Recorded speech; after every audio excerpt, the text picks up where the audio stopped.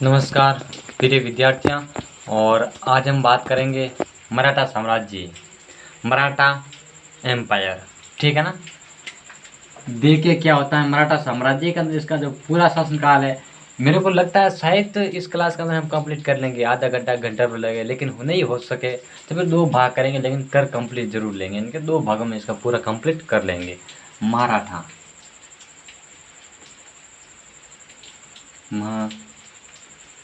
मराठा साम्राज्य। ठीक है।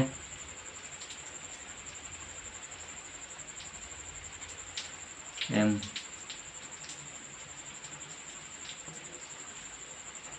मराठा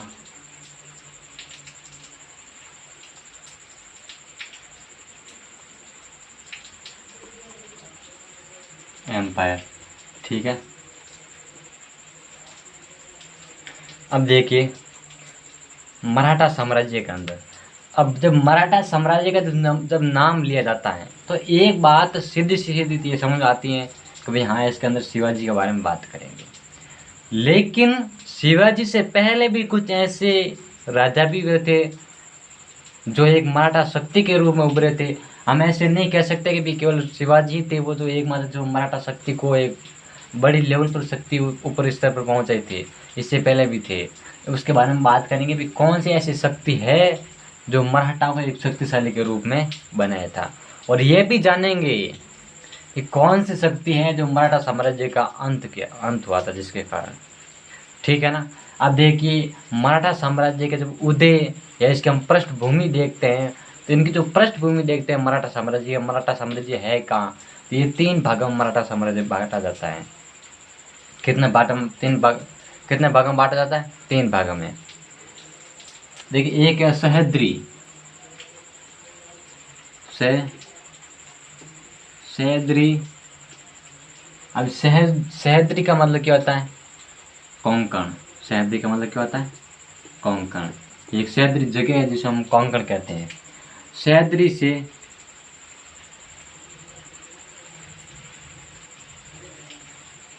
पर्वतीय क्षेत्र था, सॉरी हाँ, सह्याद्री से दक्षिणी क्षेत्र था। दक्षिणी क्षेत्र पहला एक। ठीक है ना। दूसरा सह्याद्री से पर्वतीय क्षेत्र, पर्वतीय क्षेत्रों तक। ठीक है ना। तीसरा मैदानी भाग। ठीक है ना। बात समझ में आ रही है? चलो आगे चलते हैं। ये तीन जगह। अब देखिए सह्याद्री को हम कोंकण कहते हैं, और जो पर्वतीय वाला क्षेत्र है, क्या क्षेत्र? पर्वतीय वाला जो क्षेत्र है, इसको क्या कहेंगे? इस पर्वतीय वाला जो क्षेत्र होता है इनको हम कहेंगे माउला। क्या कहेंगे? माउला, ना कि मालवा। क्या कहेंगे? मावला कहेंगे। तो ये बात आपको ध्यान रखनी है। अब इनका क्षेत्र हो जाता है। फिर हमारे सामने ये बात आती है कि जो मराठा साम्राज्य है, इनका जो उदय का कारण क्या है, तो सबसे बड़ा इसका उदय का कारण है वो भौगोलिक क्षेत्र है। कारण क्या माना जाता है? भौगोलिक क्षेत्र है, क्योंकि वहाँ की भौगोलिक स्थिति ही ऐसी थी जिसके कारण मराठा साम्राज्य एक शक्तिशाली के रूप में उभरने को मजबूर किया था। अब देखिए कोई भी व्यक्ति होता है अपने पेट के लिए पापी होता है, मतलब वो अपने किसी भी हालात तक अपने भूख मिटाने का प्रयास करता है ना। कहीं से भी मिले, किस प्रकार मिले, किस हद तक जाना पड़े, लेकिन पेट भरना जरूरी होता है। और उसी पेट के लिए मराठा ने आगे से आगे बढ़ना शुरू किया था। क्यों? क्योंकि वहाँ पर पहाड़ी क्षेत्र था तो कृषि तो होती नहीं थी। भाई देखिए मान लीजिए जैसे अब राजस्थान जैसे है ना इलाका हो, जैसे पंजाब जैसे, हरियाणा जैसे, है ना, और ऐसे बंगाल के साइड में इस प्रकार के जब क्षेत्र होना तो वहाँ पर कृषि वगैरह उत्पन्न हो जाती है। जब यहाँ पर कृषि हो जाती है तो लोग अपने कृषि से जो फसल वगैरह उगाते हैं, है ना, फिर फसल से भोजन प्राप्त करते हैं तो अपना पेट भर जाता है और कुछ इनकम भी मिल जाती है, पैसे भी मिल जाते हैं बेचते सब। ये तो बात समझ में आ गई। लेकिन मराठे के अंदर ऐसा संभव था नहीं। तो मराठा काम क्या था? लूटना। किसी से हड़प लेते थे और उसको हड़प के अपने पास में रख लेते और पेट भर लेते। ये काम था मराठा का, ठीक है ना। तो इस प्रकार वो क्या करते, किसी से मतलब कर ले लेते, ज़बरदस्ती किसी राज्य को लूट लेते और उस राजा को बोलते कि नहीं आपको टैक्स देना पड़ेगा, आपको ऐसा करना पड़ेगा। तो फिर राजा करता बेचारा, और क्या करे, नहीं तो क्या करे। तो इस प्रकार इनके मराठा राज्य की एक उत्पत्ति के रूप में माना जाता है, उदय का जो कारण माना जाता है। फिर भक्ति करना, भक्ति आंदोलन है ना, एक मतलब कि भक्ति आंदोलन उभरा था, जिसमें एक कबीर, जैसे कबीर थे, दादू दयाल थे, मीरा थी, है ना। इस प्रकार इनका सबसे बड़ा योगदान था भक्ति आंदोलन का, ठीक है ना। भक्ति आंदोलन के योगदान से ही मराठा शक्ति का उदय हुआ था। हम कारण देख लेते हैं, पॉइंट लिखेंगे, कारण के अंदर आपको पॉइंट पॉइंट से बताएंगे क्या क्या कारण है, ठीक है ना। बस वजह है यहाँ एक बीच में छोड़ के चलाने जाना है। आप देखिए क्या होता है। मराठा साम्राज्य के उदय के कारण, मराठा साम्राज्य के उदय के कारण, पहला कारण भक्ति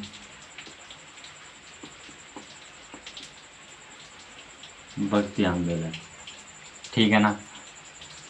दूसरा कारण, पहला हो गया भक्ति आंदोलन। भाई भक्ति आंदोलन भी एक महत्वपूर्ण कारण होता है ना, क्यों? क्योंकि जब मीरा होती थी, दादू दयाल थे, है ना, उनके जैसे के योगदान से ही एक महत्वपूर्ण एक शक्ति के रूप में उभरा था। फिर आता था भौगोलिक क्षेत्र,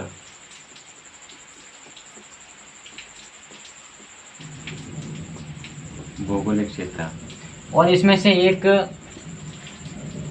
इतिहासकार थे, है ना, एक इतिहासकार थे जिनका नाम था MP राइड, ऐसा कुछ था, क्या नाम था, MP राइड एक ऐसा कुछ था, जो मराठा के शक्ति रूप में थे, है ना। MG रानाडे, कौन था, MG रानाडे, MG रानाडे। इन्होंने एक पुस्तक लिखी थी, द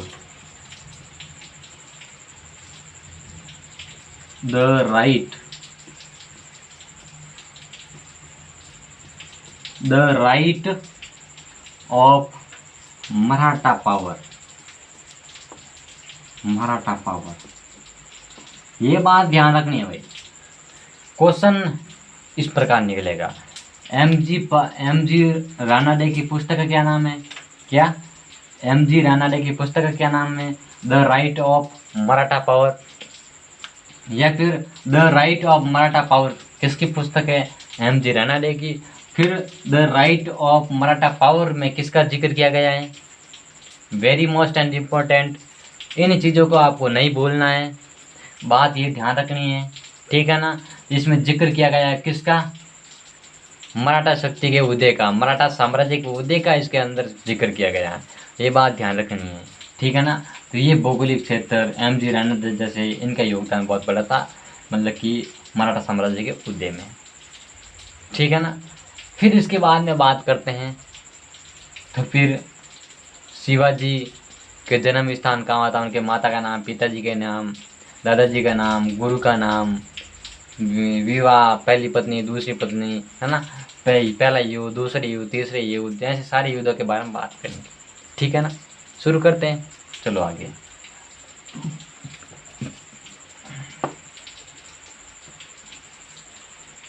शिवाजी का परिचय देख लेते हैं पहला, ठीक है ना।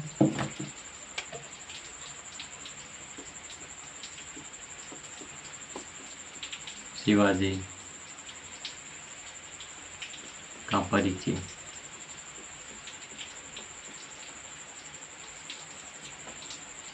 जन्म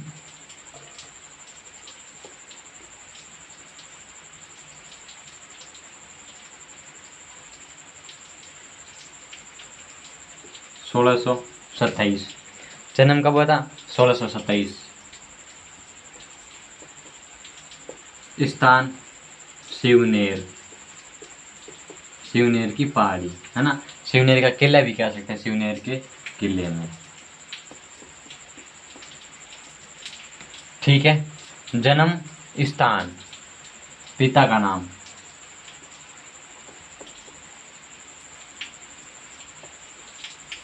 शाहजी भोंसले। माता का नाम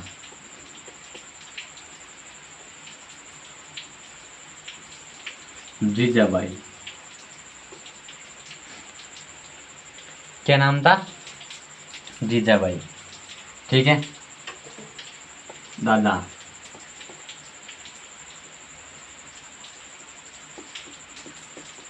कौंडदेव। ठीक है। फिर गुरु, गुरु गुरु का क्या नाम था? रामदास।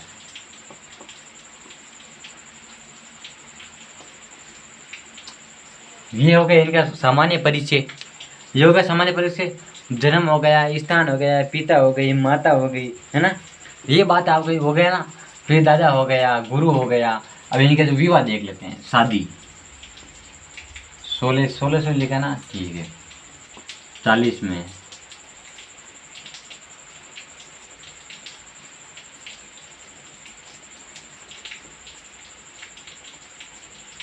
विवाह, नहीं दिख रहा ना, यहाँ लिख देते हैं। 1640 में साईं बाई के साथ, किसके साथ? साईं बाई के साथ इनका विवाह हुआ था। और इनके विवाह के बाद में ही, तुरंत बाद में ही, बीजापुर के विरुद्ध इनका आंदोलन, प्रथम आंदोलन था। किसके विरुद्ध? बीजापुर के विरुद्ध। और ये सामान्य परिचय हो गया। फिर हम इसका शुरू करते हैं युद्ध वगैरह, बाद में बात कर लेते हैं ना। ये सामान्य परिचय हो गया। जन्म ध्यान रखना, स्थान ध्यान रखना, पिता का नाम, माता का नाम, दादा का नाम, गुरु का नाम और पत्नी का नाम साईबाई, है ना। ये पहली पत्नी थी साईबाई, है ना। आगे इतनी आगे और भी पत्नी होगी, उसके बारे में बात करते जाएंगे, ठीक है ना। और पति एक नाम था इसकी पत्नी का, पति भाई, जो इनके साथ में सती हुई थी, है ना। और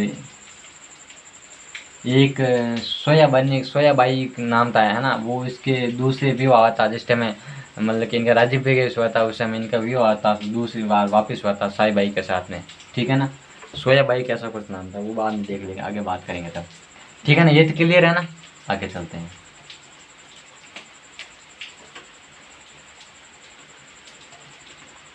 शिवाजी का परिचय हो गया।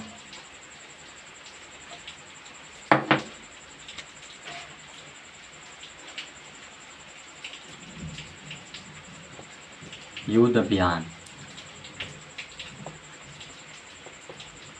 देखिए शिवाजी के जब युद्ध अभियान की बात की जाती है तो इसका सबसे पहले बीजापुर के विरुद्ध, ठीक है। किसके विरुद्ध? बीजापुर के विरुद्ध, ठीक है। फिर 1643 के अंदर, कब? 1600 पहले हो गए बीजापुर की युद्ध, फिर 1643 के अंदर युद्ध हुआ था कि भाई, क्योंकि देखिए अब इनकी शादी हो गई थी। अब शादी होने के बाद में ये जवान भी हो गए थे, और अब इनको युद्ध करना भी जरूरी था कि भाई बिना युद्ध, है ना, कुछ एक शक्तिशाली के रूप में बनना जरूरी है ना। तो शिवाजी ने क्या किया? सिंहगढ़ एक किला पड़ता, उनको उन्होंने जीता था। कौन से किले को? 43 में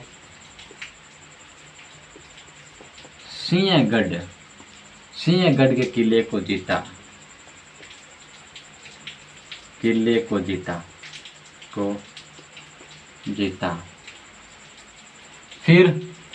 1400 कहाँ लिख रहे हैं, 200 साल खा गए।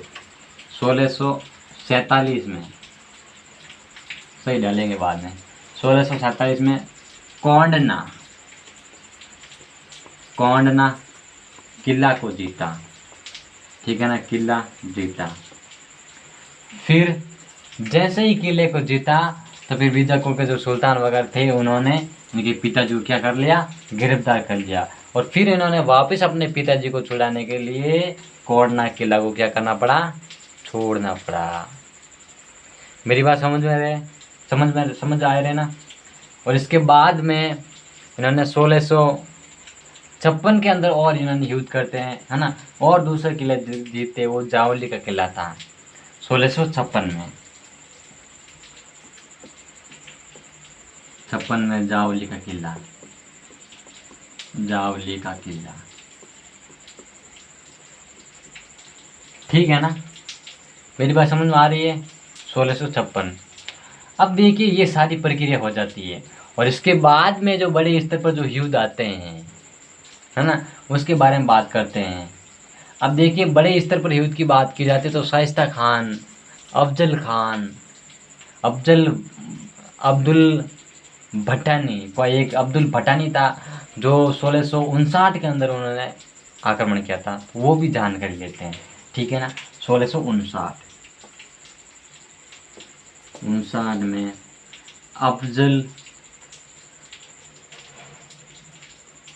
अब्दुल भट्टानी, अब्दुल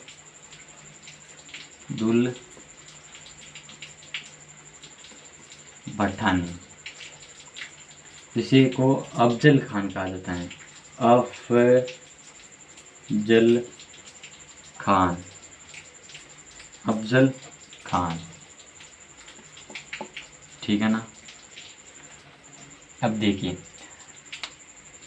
अब्दुल भट्टानी, अफजल खान ने क्या किया, अकबर ने कहा कि भाई देखिए अब्दुल भट्टानी, अफजल खान, आपका काम है शिवाजी को पकड़ के लाना, साम दाम दंड भेद कोई भी नीति अपनाओ, शिवाजी मेरे पास में होने चाहिए। तो यार अब्दुल भट्टानी का एक, आप शिवाजी के ऊपर इतना क्या बड़ा उसको पकड़ के लाना है, कोई बड़ी बात थोड़ी ना है, हम तो आराम से पकड़ लेंगे, बस आप देंगे क्या हमें। अकबर ने कहा जो मांगे वो देंगे। अब्दुल भट्टानी तुम जो किला मांगे, तुम जो साम्राज्य जो राज्य मांगेंगे वो दे देंगे, बस शिवाजी मेरे पास होना चाहिए। अब्दुल ने कहा ठीक है, क्यों चिंता करें अफजल खान, मेरा नाम तो जो अफजल खान है और मैं शिवाजी को पकड़ के आपके सामने लेके आऊँगा। ठीक है, लाइए। वहाँ से रवाना हुआ अफजल खान और आते आते सतारा के पास में आ गया, कुछ बीच में स्थान थे उनको विजय करते हुए सतारा के पास में आके बैठ गया। और जब सतारा के पास में एक तुलुकपुरा नामक स्थान है, तुलुकपुरा ऐसा कुछ है ना, वहाँ पर विजय युद्ध वगैरह किया, तो विजय वगैरह प्राप्त किए, किले वगैरह तोड़ के अपने दिन किया था। और उसके बाद में सतारा पहुँच जाता है और सतारा पहुँचने के बाद में उनको दिमाग में आता है कि शिवाजी को युद्ध में परास्त करना बस की बात नहीं है। क्यों? क्योंकि जब वो रास्ते में आ रहा था किसी ने बोला था कि तुम शिवाजी को पकड़ के लेके आ रहे हो, पकड़ लेंगे, ये संभव नहीं है, मेरे को नहीं लगता। तो फिर कैसे करेंगे? आप कोई ऐसी कोई नीति अपनाओ जिसे दोस्ती के माध्यम से, ताकि आप उसको गिरफ्तार कर सकते हैं, वैसे तो आप कैसे करेंगे। अफजल खान ठीक है यही काम करेंगे और क्या है भाई, उनको ऐसा ही करना है, ऐसे पकड़ के लेके, मतलब कि उनके भाई शिवाजी है, उनको किसी भी हालात में अकबर के सामने पेश करना है, बस यही तो काम है ना। कि ठीक है। तब अफजल खान ने क्या किया, एक व्यक्ति को भेजा शिवाजी के प्रस्ताव के लिए, मतलब कि एक संधि प्रस्ताव के लिए, जिसका नाम था कृष्ण। क्या नाम था? कृष्ण।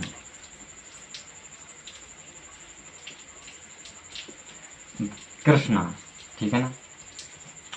अब यही कृष्णा एक बड़ा योद्धा के रूप में उभरेगा। क्या उभरेगा? एक बड़े योद्धा के रूप में उभरेगा कृष्णा। कैसे कृष्णा उभरेगा वो उसके बारे में देख लेते हैं। कृष्णा ना, इसको जो आप देखेंगे इसने क्या दिमाग लगाया था, जिसे शिवाजी की विजय हुई थी, किसकी वजह से हुई थी? कृष्णा की वजह से हुई थी। उसके बारे में हम देखेंगे, है ना। तो आगे देखते हैं इसके बारे में क्या होता है, कृष्णा के बारे में, ठीक है ना। जैसे ही कृष्णा, है ना, देखिए अब अब्दुल भट्टानी ने क्या किया, कृष्णा को भेजा कि भाई आप जाइए और आपका काम क्या है, शिवाजी से बातचीत कीजिए कि हम संधि का प्रस्ताव लेके आए हैं, ठीक है ना। अब कृष्णा गया शिवाजी को मिलने के लिए। किसके पास गया? शिवाजी के पास में गया और बोला हरे कृष्णा हरे कृष्णा हरे कृष्णा। शिवाजी ने कहा भाई तू है कौन? हरे कृष्णा करा, तेरा नाम क्या है? हरे कृष्णा हरे कृष्णा हरे कृष्णा। अरे भाई बता सही तेरा नाम क्या है? हरे कृष्णा कृष्णा कृष्णा कृष्णा। शिवाजी ने उसको दंड द्वारे कृष्णा कृष्णा कर रहा है, कब से कर रहा है, ये समझ में दिमाग खराब कर रहा है, ये कृष्णा कृष्णा। उसने कहा मेरा नाम कृष्णा है। अच्छा तुम्हारा नाम कृष्णा है, तो ये ऐसे बोले मेरा नाम कृष्णा है, हरे कृष्णा, पहले आते ही हरे कृष्णा करे हो कि नाम कृष्णा है, अरे हाँ नाम कृष्णा है। आप तो क्यों आए? तो सब हम संधि का प्रस्ताव लेकर आए। शिवाजी ने किससे संधि करनी है, मैं तो कोई संधि वाली बात ही नहीं मेरे पास में। तब उसने कहा यार देखो बात ऐसी है कि हमारे जो अकबर जी ने हमें भेजा है इधर, ठीक है ना, और उन्होंने कहा है किसी भी प्रकार के शिवाजी को पकड़ के लाना है और युद्ध करना है। हम नहीं चाहते आपसे युद्ध करें और आप हमसे युद्ध करें और सैनिक बीच मरे, हम संधि कर लेते, वैसे काम खत्म है, हम उसको कर देंगे, ऐसे पराजित कर लिया वैसे कर देंगे, आप बस संधि कर लो। शिवाजी ने कहा देख भाई झूठ मेरा आगे नहीं चलेगा, पहले यह बता कृष्णा तेरे को कितना पेमेंट दिया था? किसने? अफजल खान ने। कितना दिया था? या कहीं का पेमेंट? सच सच बता बात क्या है, क्या संधि यही संधि है? उसने तेरे को 1 लाख दिया तो मैं 2 लाख दूंगा, उसने 5 दिया मैं 10 दूंगा, उसने 50 दिया मैं 100 दूंगा, बस सच घटना बता दे। फिर जब बात पैसों की आती है ना तो कोई भी पिघल जाता है। तो कृष्णा ने कहा देखिए बात ऐसी है, उसने 20 की बोला था, है ना, 20,000 के आसपास की बात बोली थी, आप 40 दे दीजिए। तो ठीक है 40 पकड़े और क्या। उसने कहा बात ऐसी है, हम संधि का प्रस्ताव लेके आएंगे, है ना, आप भी संधि करेंगे, अफजल खान भी संधि करेगा, और उससे में अफजल खान आपका वध करेगा। शिवाजी ने कहा यार ये कैसे वध करेगा मेरा? कि नहीं नहीं आपका वध करेगा। तो फिर शिवाजी ने कहा मेरे को क्या करना चाहिए? कि आपको संभल के आना चाहिए। शिवाजी ने कहा ठीक है अब तो चल, अब मैं संभाल लूँगा, बस ये बात जाके वहाँ पर मत बोलना कि ऐसे। उसने क्या था तेरे 40 फिर वापस निकाल दूंगा, ध्यान रखना। कृष्ण को बोला नहीं बोलूँगा। वापस चले गया कृष्णा। और जब वो गया, ठीक है ना, अफजल खान को जाके बोला क्या देखो हुजूर हम वापस आ गए हैं और आपसे बात करने के लिए, है ना। बात क्या की है? हाँ वो संधि कर लेंगे। कृष्णा जी भास्कर, क्या था कृष्ण जी भास्कर लगा लेते, जी भास्कर लगा देना, भास्कर, ठीक है ना। एक हो जाता नाम याद नहीं आ रहा था काफ़ी टाइम से, कृष्ण जी भास्कर।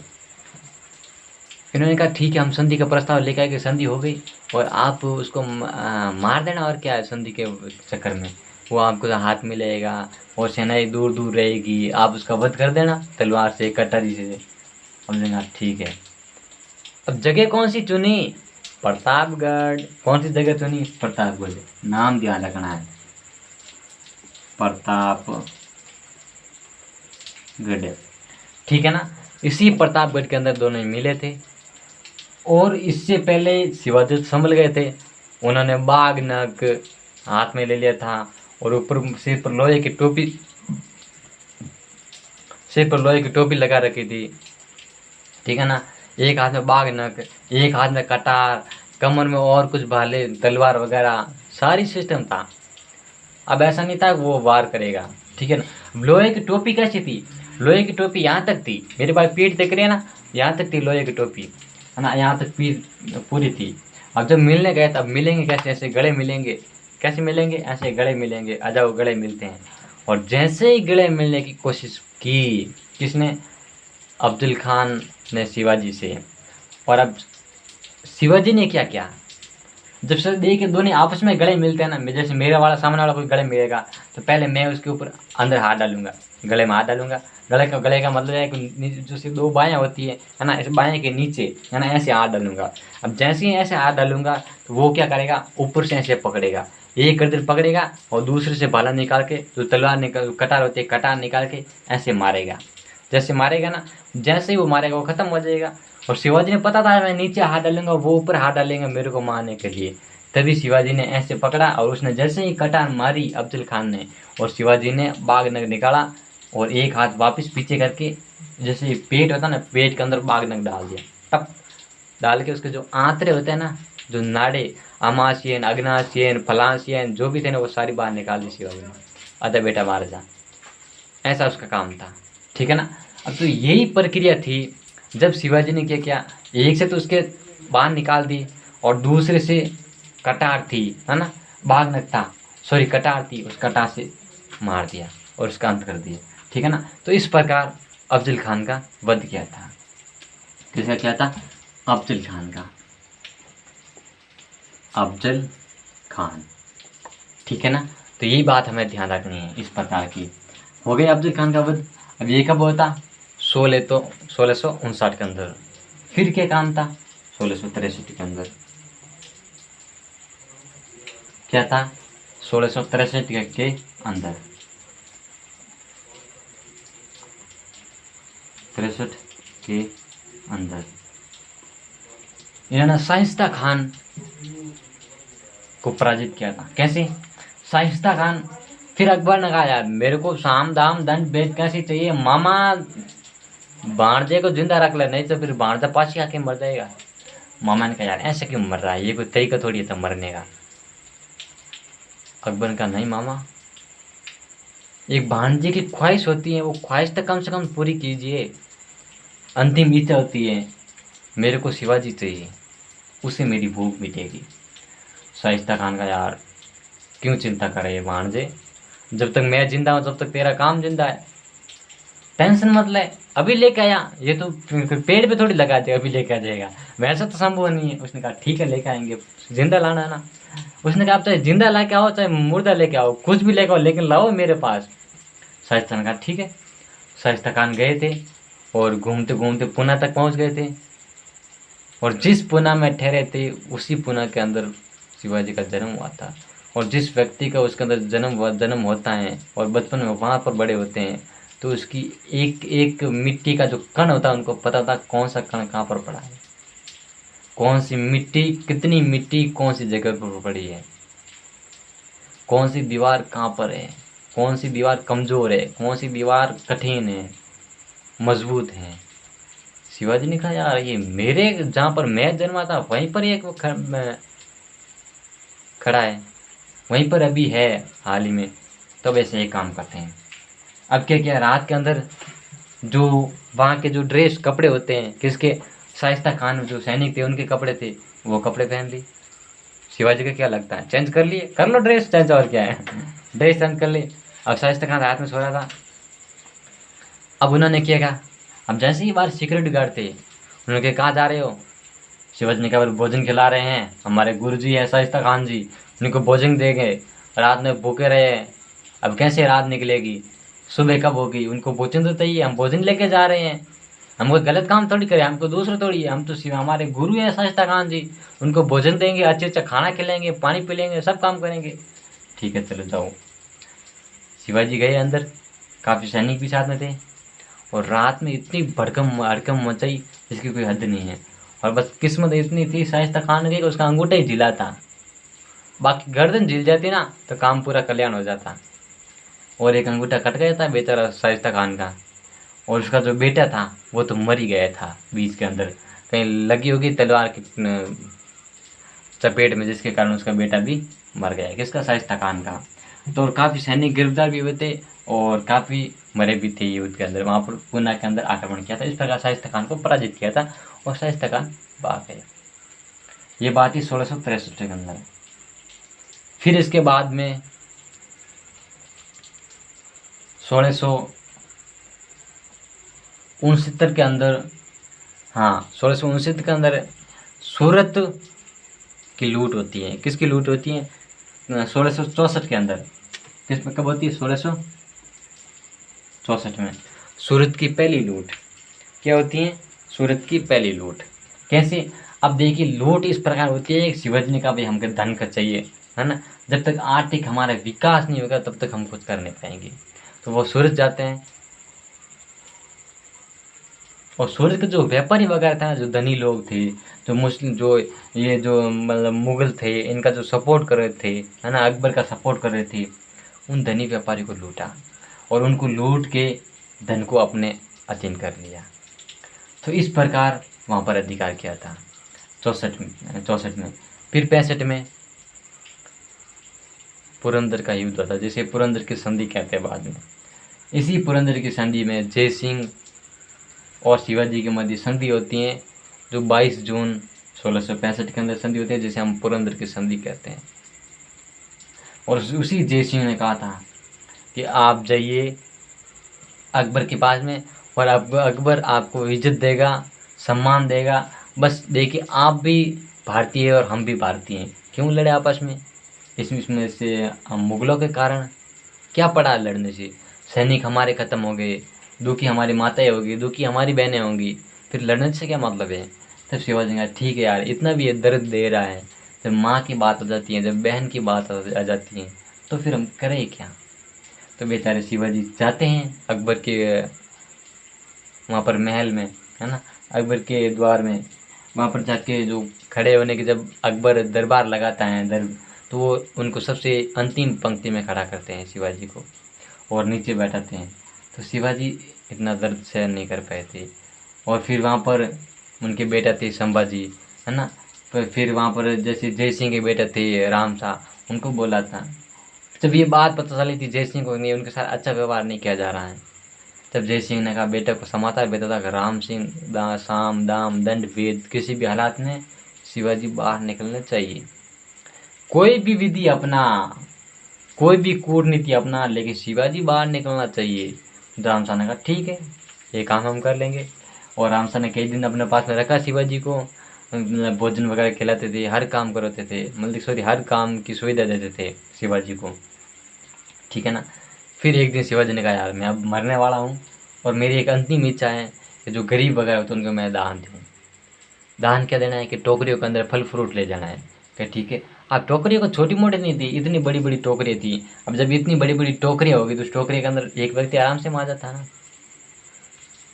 यही टोकरियाँ फल फ्रूट लाते थे। जब खाली टोकरी में क्या किया, एक दिन शिवाजी अंदर बैठ गए थे और संभाजी बैठ गए थे और बाहर निकल गए। और जब ये बाहर निकले थे, बाहर निकल के वापस आ जाते हैं और फिर 1670 में सूरत को वापस लूटते हैं। फिर उसके बाद में राजगढ़ के अंदर अपना राज्याभिषेक करवाते हैं। कब करवाते हैं? 1674 के अंदर रायगढ़ में अपना राज्याभिषेक करवाते हैं। और इनकी जो पत्नी होती है ना, उनके अपने पत्नी सोयराबाई के साथ दूसरी बार विवाह करते हैं। सोयराबाई, साईं बाई अलग है, सोयराबाई अलग है, पति बाई अलग है। सोयराबाई के साथ में विवाह करते हैं और ये इनकी इस प्रकार इनका राज्याभिषेक होता है। और इसके राज्याभिषेक एक ब्राह्मण था, है ना, दक्कन का ब्राह्मण था गंगा भट्ट। पहले ब्राह्मण तो उन्होंने मना कर दिया कि नहीं हम इनको छत्रपति की उपाधि नहीं देंगे, लेकिन गंगा भट्ट ने इनका राज्याभिषेक करवाया था। तो क्वेश्चन पूछ सकते हैं कौन से ब्राह्मण ने इनका राज्याभिषेक कराया था? तो गंगा भट्ट ने। किसने करवाया था बाबू? गंगा भट्ट ने। तो ये बात आपको ध्यान रखनी है, ठीक है ना। फिर इनका जो अंतिम आक्रमण युद्ध था वो कर्नाटक का युद्ध था। कौन सा था? कर्नाटक का युद्ध, जिसे जिंजी का किला इन्होंने जीता था। कौन सा किला? जिंजी का किला जीता था 1678 के अंदर। फिर अंतिम वे बीमार पड़ जाते हैं और 1679 के पास इनका देहांत हो जाता है। और फिर इनके देहांत के समय इनकी जो पत्नी थी पतिबाई, उन्होंने इनके साथ में सती हुई थी पतिबाई। तो ये था शिवाजी का पूरी युद्ध की प्रक्रिया और शिवाजी का जीवन परिचय और मराठा शक्ति का उदय। अब इसके हम बारे में हम कल बात करेंगे कि प्रशासनिक व्यवस्था देखेंगे, सैनिक व्यवस्था देखेंगे और आर्थिक व्यवस्था भी देखेंगे और कर व्यवस्था भी देखेंगे। इनका जो पॉलिटिकल सिस्टम था वो हम कल देखेंगे, ठीक है ना। फिर इसका अंत भी कल देखेंगे, ठीक है ना। थैंक यू वेरी मच, धन्यवाद। फिर मिलेंगे अगली क्लास के अंदर। बहुत बहुत धन्यवाद।